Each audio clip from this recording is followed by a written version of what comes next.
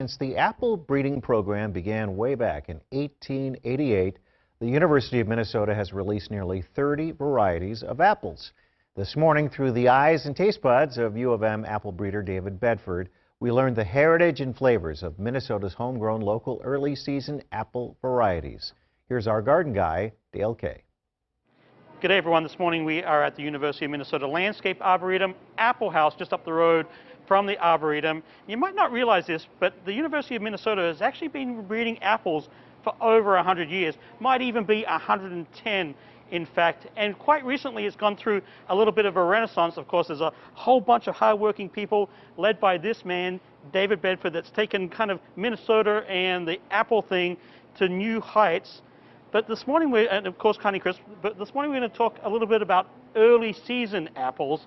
And David, you've created quite the, if there's anybody that's created a blended family, it's this man right here. What's the story with all these? Well, I wish I could take personal credit, but it's actually part of the university's breeding program, as you said, that's been here for over 100 years. So about 35 years ago, we started putting some effort into breeding better early apples. There were always early apples, but the problem with early apples is they're ripe one day and mushy the next day. So there was a lot of room for improvement. And so a little over 20 years ago, we came out with the first of this series, which is Zestar. And that was quite an improvement over the old Beacon, Mantet, Oriole. These things, as I said, were kind of like mashed potatoes in a skin. So this really was a big step forward and still has a nice little market for itself.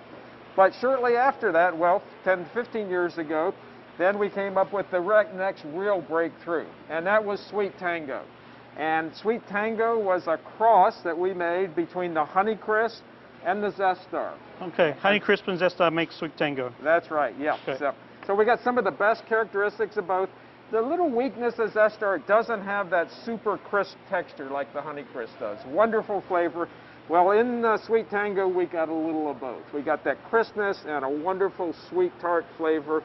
So with this one, would this be a better baking apple then? That is my favorite baking apple, as a matter of fact. Yeah, I still like it for eating too, but you do miss that juicy snap sometimes. But put it in a pie, sauce, even a baked apple, wonderful. Okay. As it turns out, this is my second favorite baking apple. And again, a little firmer. This one tends to hold its shape a little more when you cook it. Some people like that, some people like a little softer. But that sweet tart flavor just really comes through. Then our newest one, and this has only been out for 2 years now, is the First Kiss. And that is a hybrid between Honeycrisp and an apple from Arkansas, of all places. Oh, really? Yeah, yeah. We crossed it with that Arkansas apple to give it a little more heat tolerance.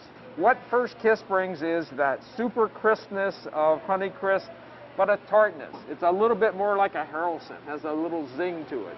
And Minnesotans tend to like that little tartness more than some places. So I do too. All right. And then this here, this was just baked this morning or last night, and this is Sweet Tango. Sweet Tango, yeah. So there's the other half of what a Sweet Tango can be. There's the perfect little first, second, best apple pie. Now, actually, while I've got your undivided attention, I guess I have a wish. Could you develop me an apple that tastes a little bit like caramel popcorn? That's what I want. Okay. Well, I can't make any promises, and it's going to take a while. But I'm not going anywhere too long. I'm not in any hurry. I'm just a garden guy. But if you can work on that for me, that would be great. I'm going to leave it there. Caramel popcorn, caramel apple. Yep, got it. Back to you. All right, Dale. The University of Minnesota's Honeycrisp, grown at its birthplace, the Arboretum, will be the Apple House. It'll be there starting today while supplies last. And everything Dale talked about this morning is on our website. Go to fox9.com, click on the Morning Show tab, then on Our Garden Guy.